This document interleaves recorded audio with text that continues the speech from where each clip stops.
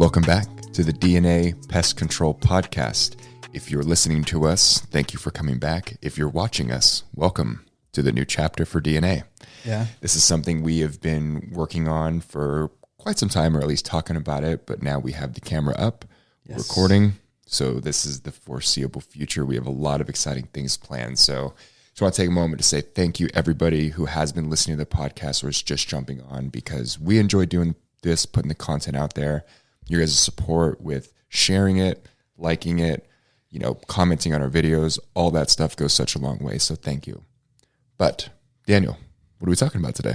All right. We're going to jump into it. We love it. So we're going to talk about a label. Okay.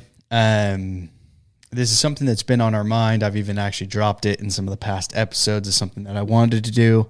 We're finally jumping into this. And it really goes back to past episodes that we did do. So we just did an episode on safety, right? So safety first. What the label has on it talks about safety, right? Reading the label, understanding the label is huge. So we want to do that for you guys. I didn't have someone going through the label with me when I started in the pest control industry. It was figure it out. Well, why do we use this product? I don't know. Figure it out. You got to run a route. You got to do this. You got to do that. So no one was there to kind of speed that process up. Sure. And for those who are listening, sorry, you're going to just be able to listen. But you can go to YouTube, check us out. This video will be live and we'll be going through the actual label with you. Coming back, RUPs, right? Restricted use products is a big one, and it actually had everything to do with the product, right? Can they see it up on Selontra? There we go. Got it right here. So this bait is the new gen bait in California that we're allowed to use. There's a few others. This is the main one. There's a better one out there, or they claim is better. It's a faster kill rate, but it's very expensive. This one is like the middle ground. It's going to get you what you need. Is it the fastest kill? No. Yeah. Is it the slowest? No.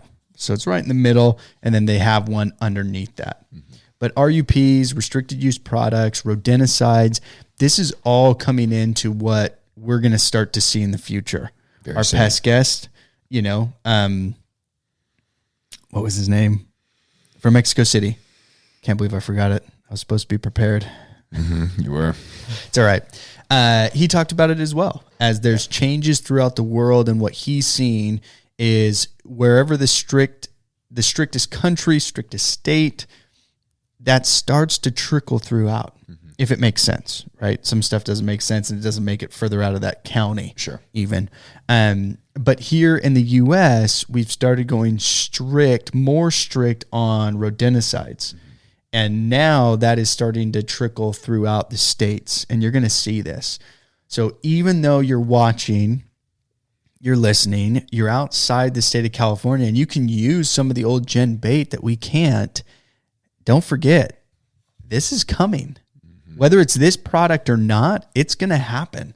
So be prepared for that when it finally does hit and it finally does drop. So Selontra, right? What is Selontra? Okay, the manufacturer is BASF, and this is a product that I'm willing to share with everyone. We use. Yeah. We use it at our companies. We have this. This is what are on the vehicles, right?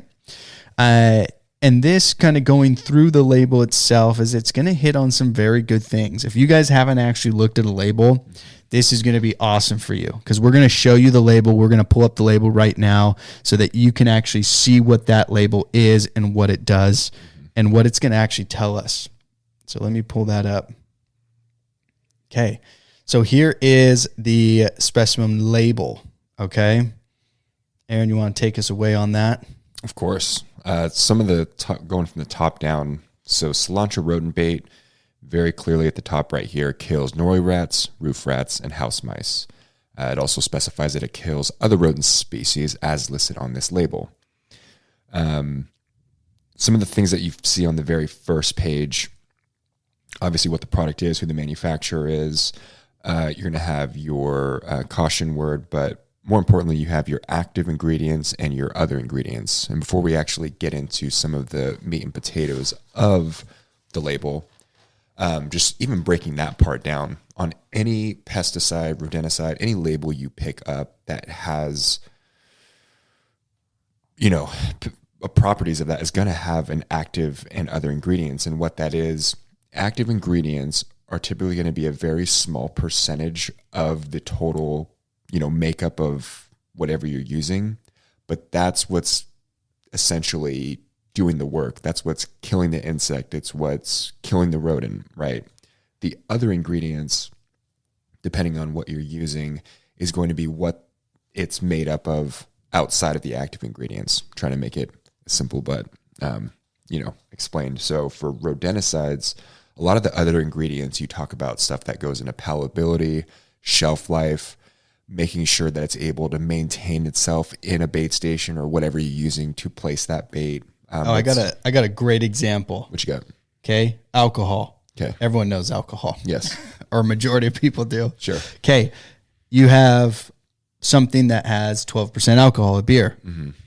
All the other ingredients is making up the contents of that beer. You only have 12%, which is the alcohol, right? There we go. 40%, if you want to go liquor, 40, 45%, 50%. The rest is just water, spices, everything else that is going to make up that actual alcohol. Right. There you go, guys. Thank you. For the drunks out there. Yes. Yes. But as you go down, you'll kind of get into more specifics. Now we'll go into, some of the other stuff, but if you look at the very bottom of the front page, it'll have some county or state specific things. And because we're in California, you see that a ton. So California listeners and soon everybody else, you see here, not registered for use in California on the following species. Names a couple like rat, mouse species, meadow voles, things like that. So really crucial information as you go down and what it's highlighting. Yeah. So the other thing is, what's that active ingredient? What is it? What does it do? Okay. So the active ingredient is cholecalciferol. And I only know how to say that because I looked up the pronunciation online. What that is, and let me go back to some of my notes here. It is vitamin D. So cholecalciferol is the active ingredient in Selontra, meaning rodents eat Selontra, they have a vitamin D3 overdose. Mm-hmm. Yep. Yeah. So anything, a high amount of vitamin D is, I guess, threatening to anybody, even us. Mm-hmm. So every mammal, and the label will actually go a little bit more in depth. Yep. Now, Bitrix, if I'm saying that right. Yes. Okay. Mm-hmm. What did we learn about that? That was actually really interesting. Yeah, because contains Bitrix, and we found out it's a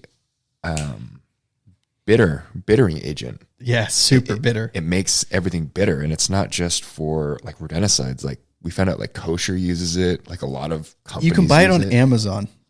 Yeah, a bittering agent, something specifically to make something taste terrible. Which, when we first found out, I'm like, that's kind of backwards because you're making a product for a rodent to eat, but you're also making it bitter, so they stop eating, which kind of goes into that stop feed, what we were discussing.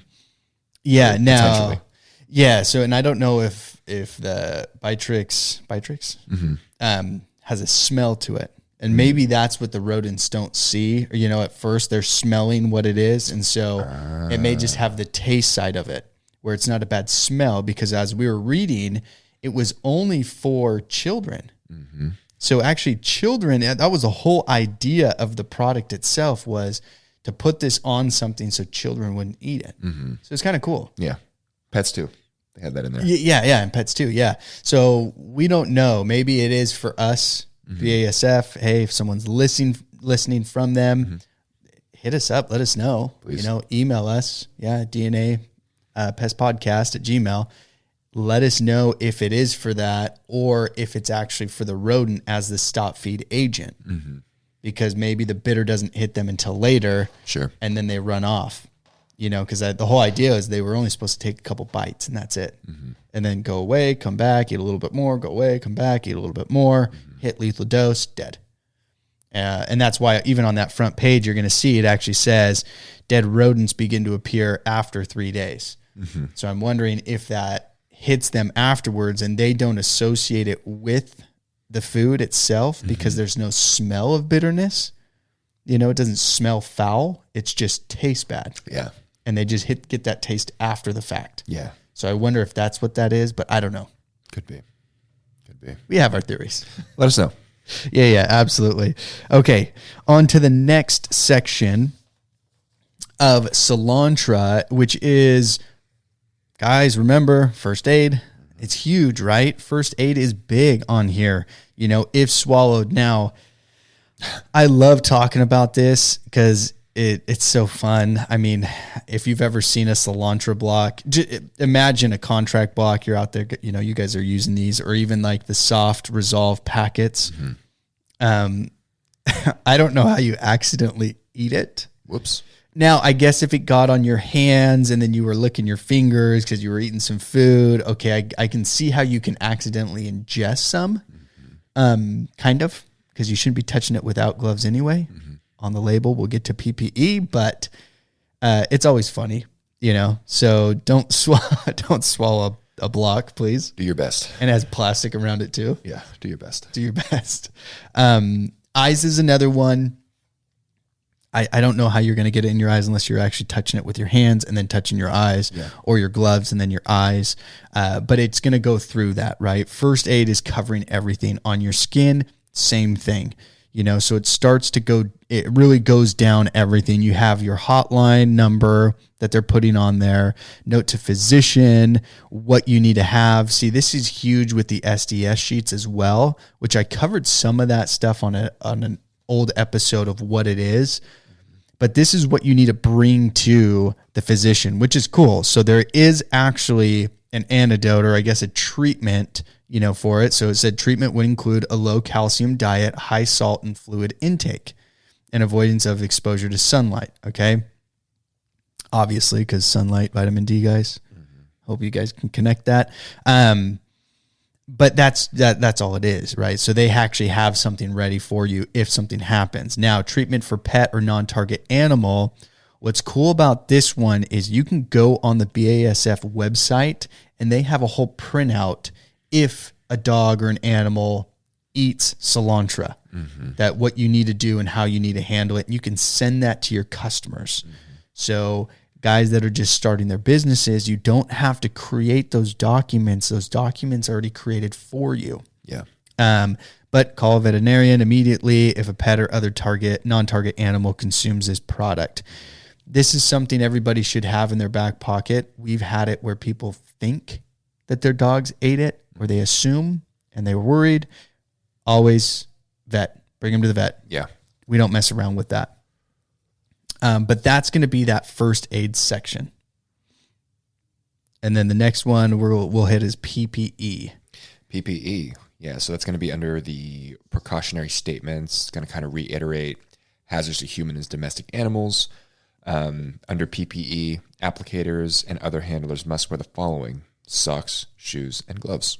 Mm-hmm. And there's a note: any person who retrieves rodent carcasses or unused bait following the application of this product must wear gloves.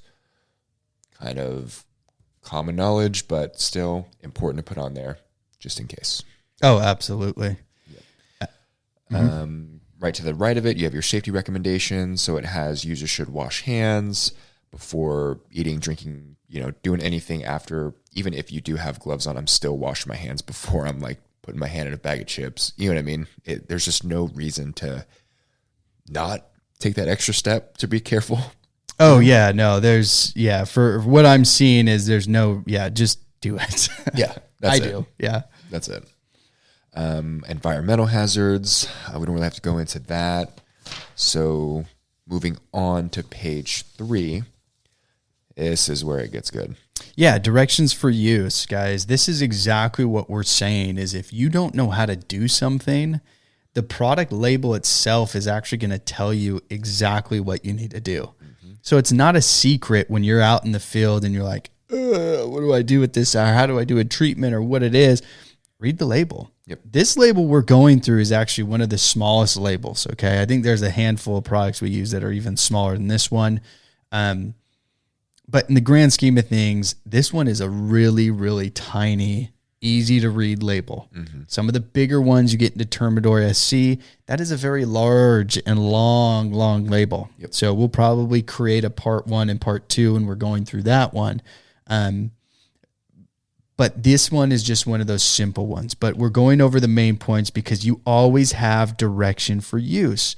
Direction for use is going to tell you exactly where and where not to place this stuff. Mm-hmm. And bait's really, really easy. Okay. I'm not going to read through it. I have it up on the screen. You guys can read it. Pause the video and read through it, but we're going to hit the main points, okay? It says, do not expose to children, pets, non-target animals. Of course. Store and use product in original container. Of course. Do not eat, drink, or smoke while using this product. Of course. I would hope everyone does that. That is literally on every single label we're going to go over. Yes. Every single one, okay? Make applications in areas, which I don't know why they just said this again, because do not expose children would mean that you should make an application in an area out of reach of children. And just for the people in the back, they just wanted to hit it twice. Oh, there you go. It's just, make sure they're paying attention. Yeah. But anyway, so it goes down to the disposed product, container, and unused, spoiled, or unconsumed bait as specified on this label. So it even goes through on how to dispose of the product as well. Good. But bait stations are mandatory for outdoor above ground use. Okay. Now, I'm not going to say or my opinion, but sometimes you can actually bury bait and it's okay because it's buried. It's underground. It's in a tunneling system. So be careful depending on what product you're using, read that very carefully to see if you actually have to have it in a bait station if it's underground. Mm-hmm. Tamper-resistant bait stations must be used wherever children, pets, non-target mammals, or birds may have access to the bait placement location. There you go. So once again, pretty simple. Mm-hmm. You don't know what bait station to use? Ask your local rep. Exactly. That easy, I think. I'll let you take this away on the product down below, the use restrictions. Yeah. Very big first bullet. All species not registered for use in California. See footnote for details. So kind of going off of the directions for use, it kind of breaks down how to use it in and around homes and other permanent or temporary residences. So you're talking like RVs, campers, side structures on a home. You also have in and around agricultural buildings, but not included to like livestock, dairy facilities, warehouses. Yeah. Right after that, it has all your do nots, which kind of are surprising when you think of a product a certain way and you realize that you've been doing one of the do nots for the past, couple of years. And that's why it's so important. But a couple of the main ones are do not use it in sewers.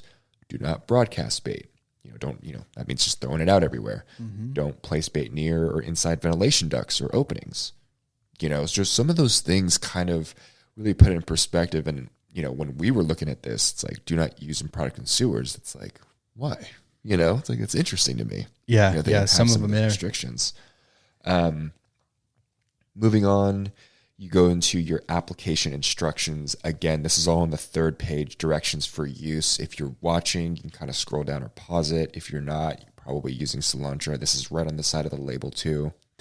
But it'll get actually into the nitty gritty on the type of pest and how to use it for that pest. So for example, house mice, it says use one wrapped soft bait per placement.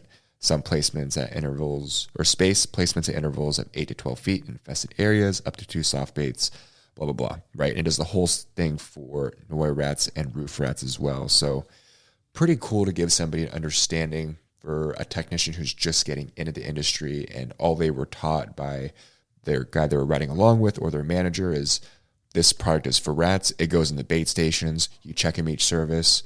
Just do your job. That's it. And it's like there's actually a good amount of valuable information in there to equip yourself with some knowledge to be more valuable for yourself. Yeah, I mean, you stopped before going further down, but it says up to 2 soft baits may be used at points of very high house mouse activity, maintain uninterrupted supply of fresh bait for at least 15 days or until there are no longer are fresh signs that house mice are feeding on the bait. So it's literally telling you what you need to do and how you need to do it. And that's on high, house mouse activity. Same thing, 2 to 8 wrap soft bait per placement with Norway rats and roof rats. Yeah. Right? You go down even further, and on here, guys, you're going to see the little mouse that I'm kind of circling around. You have your follow-up, okay, after initial bait placement. Okay, so this is literally telling you, what does your program need to look like, or what should it look like? Literally, right? So it's really this simple, guys. They're telling you, do you want to get rid of mice or rats? How do you do it? Now, on here, I would not place bait inside a house. Okay, I'm going to be very clear. So I don't agree with what they're saying, but they're telling you how to do it, which is cool. Yeah.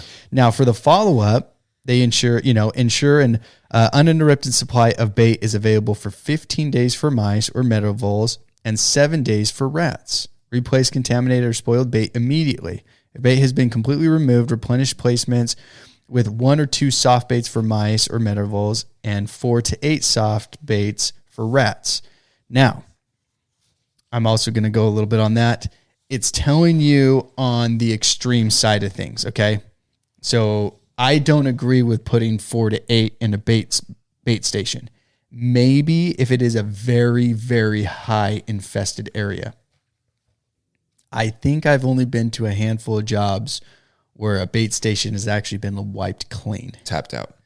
Or they just hasn't been checked in a while. Yeah. But like legitimately cleaned. I think I've only been to a handful. I don't even think I could tell you on one hand how many. I mean, I'd really maybe 2, 3 max. Like it's very little. So seeing this and what they're putting on this label itself, they're always going to go to the extreme. And hey, BASF, I know why. You want your money too. That's why you put a big 4 to 8. So guys will put 6. Yeah. They may not need it, but everybody play with it on your own. This is your experiment, right? You can always go less than the label. And so keep that in mind, or to the strictest point, which is wherever your state is and what they put on that label. Yeah. This is the federal label. So this is across the board. This is the absolute minimum. You can go more strict, but this is the minimum that you can go. Okay. So on that, but I play with it. So I'm usually seeing, I put out 4 blocks. They're all gone. I'm probably going to put out 4 blocks, maybe 3. I'm not going to go more because I just killed a ton. Yeah. Right. So when a bait station's empty, don't go more. You probably want to say, hey, let's go less. But this is telling you what that follow-up should look like to keep the freshest bait there and everything.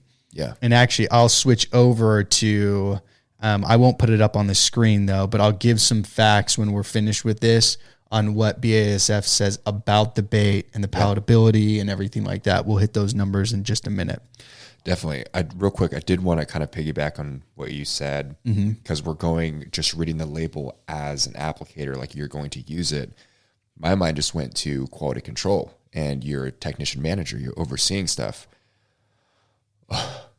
It never fails to make me kind of chuckle when I go behind, let's say, a newer tech or somebody who has kind of set in their own ways, and you pop open a bait station, and if you're familiar with the Evo Express, it has 4 spikes on it. So according to this, 1 per spike is kind of on the higher end. We usually do 1 to 2 when we're starting off.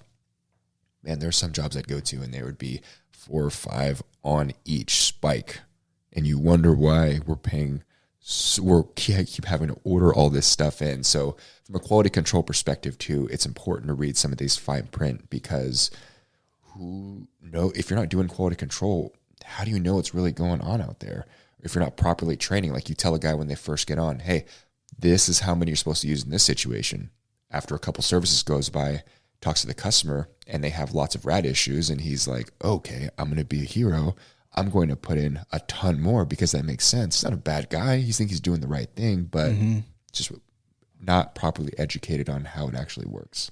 Well, and going into that point is there's a lot of ignorant technicians too that don't read the label, and then they go, woo, let me create something up in my head here that makes no sense whatsoever and run with it. And don't do that. Guys, so don't do that at all. Yeah. Like what you create up in your head because it made sense for some weird reason isn't what's on the label specifically. It's not what it's saying for you to do. So when guys do that, and actually most guys will, because when they're used to Contrac, which we were, and we would put 8 blocks in a bait station. And there was a good reason behind it though, too. You have a pregnant Norway rat, they can eat up to, what was it, like 3 or 4 ounces? Yeah. So they could literally eat 3 to 4 of those blocks gone. Well, that's half the bait for one rat. Yeah. That's it. So could you imagine 2 or 3? There wouldn't be any bait left. Yeah. Now with Selontra, there's the stop feed. So with the stop feed, you don't need to stack all of it on that pole. And you can fit 8 to 10 on there, I think. Easily. You could go through a whole bucket of Selontra, and you're talking upwards of $100 a bucket, depending on who you're buying it through. Yeah. Could be more, could be less, but you can't do that unless you're going to start charging the customer for all the bait, but you're wasting bait, guys. See, this is the big thing is if it's not your money out of your pocket, most people don't care. Yeah. So they're like, woo, let's throw it away. Who cares? It doesn't matter. It's not mine, right?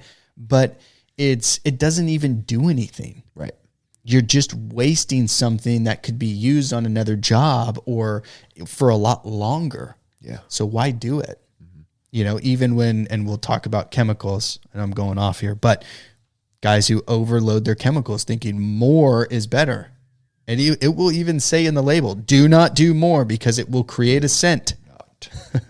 It makes it so it doesn't work. Yeah. But that's what guys need to understand. And if they're not reading this label, you do not get it. Yeah.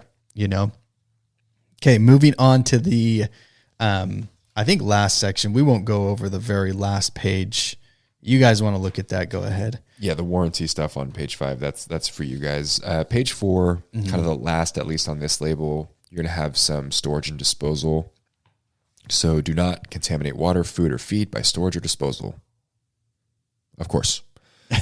Store only an original container in a cool, dry place, inaccessible to children and pets, and away from items with an odor that might negatively impact the palatability of the bait.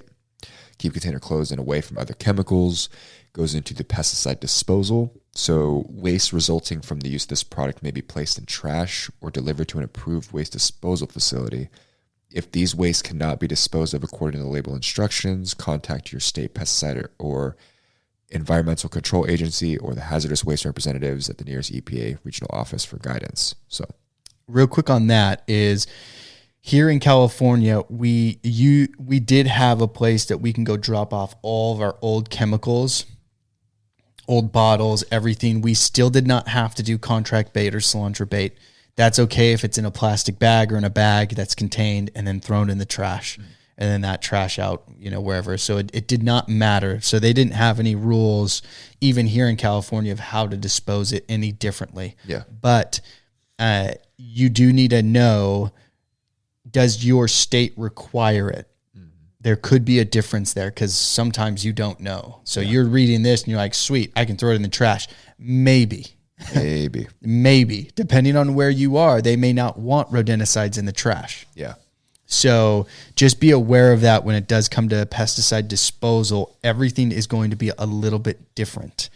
And then this one on the container handling, non-refillable container. Do not reuse or refill this container. Okay. So they're telling you do not do it. So offer container for recycling if available, or reconditioning if appropriate, or puncture and dispose of container in a sanitary landfill. So it is telling you, you have to puncture this, you have to break it, you have to do something, and then you can dispose of the container, just like you have to do with other pesticide bottles. You have to cut it in an X. but you can also throw the bait just in the trash. Yeah. Which is nice. I like how they have it on there, or reconditioning if appropriate. So you clean it out, get everything. You can throw your bait station keys in there, but don't make it your lunchbox. You know. But when you do that, the thing that you have to remember, most people do not remember, is when you're doing something like that, you need to make sure that you put on there, you X out the label. At least here in California, you got to X out that label and write "do not use" or "do not store food." And you need to properly label it and relabel it. But you're crossing out Selontra. You're making sure that that is a physical. You can see that the bucket is no longer being used. Right. So you do have to make that very clear when using that specific product or using that bucket again. Mm-hmm. All right. Any last comments on the Selontra label? Selontra label, pretty straightforward. I mean, we've been wanting to break down the label for a little bit now, and maybe you can speak on kind of recapping on why it is so important for guys to read the label. If you're a vet or you're a rookie, it's never irrelevant. No, the other thing that pest technicians, unfortunately, the older generation don't understand, they haven't understood yet, they haven't been on the same page, is products change, labels change. So as we start to learn certain things about the labels themselves, it starts to create harsher restrictions on that label and, whatever else they want to add on a state level or county level. So reading the label consistently is very, very smart because that label changes and you were like, yeah, it said I could throw it everywhere. And now it doesn't. Well, guess what? Now you're doing it illegally. And if the ag department gets you, or someone sees you or whatever, boom, you can be hit. Yes. So always read it. Always good to know. And if you ever have a doubt or a question, it's a great place to go to get answers to all of those questions or doubts. Yeah. All right. I think it's good. So that wraps up our first installment of breaking down the label. So we will have potentially more in the future. We do want to kind of reiterate that we do drop episodes every Monday and Thursday. We are now doing this pest guest with the live video as well.